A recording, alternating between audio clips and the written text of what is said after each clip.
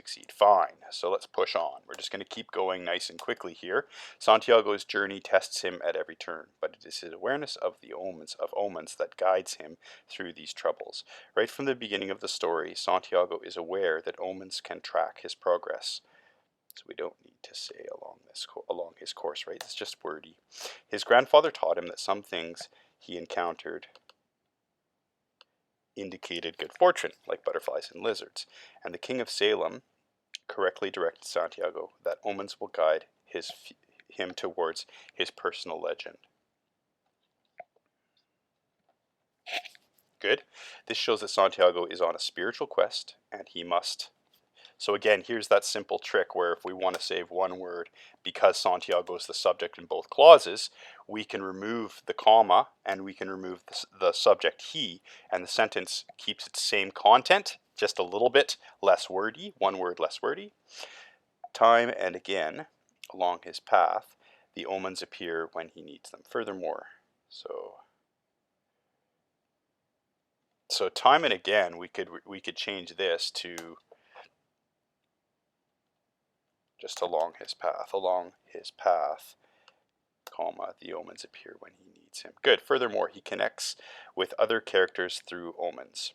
Quello demonstrated the timely arrival of Urim and Thummim, the two decider stones, given to Santiago by the old king. So we could remove. Do we need this information about the old king giving him the stones? So what does that add? What does that add to our main idea? So I've highlighted that as kind of like a tier 2. If we need it, we'll come back and remove it.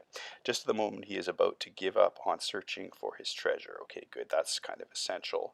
That's the timely part. Without the omens to guide him, Santiago would have returned to Spain. Thus, he would never have found his treasure. Okay, good. As Santiago grows, the power of his skill to read the omens grows too.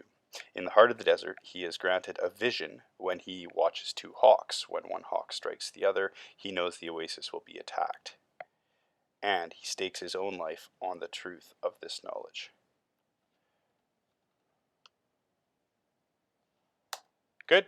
Removed a few words there. We look at our citation, it looks fine. Santiago's vision and courage. Okay, so do we need both? Do we need the vision and the courage? I think the vision is the key point here, so we remove the secondary idea.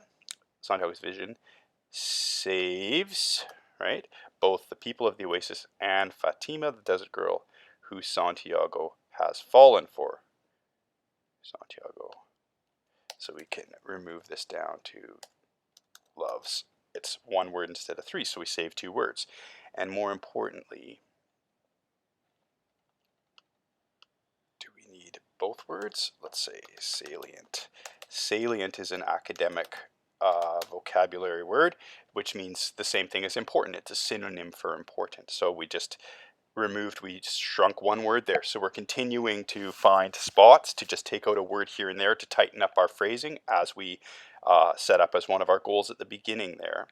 And saliently, and so this will be a scoopable, okay, and saliently, comma, it leads him to meeting the alchemist. Good.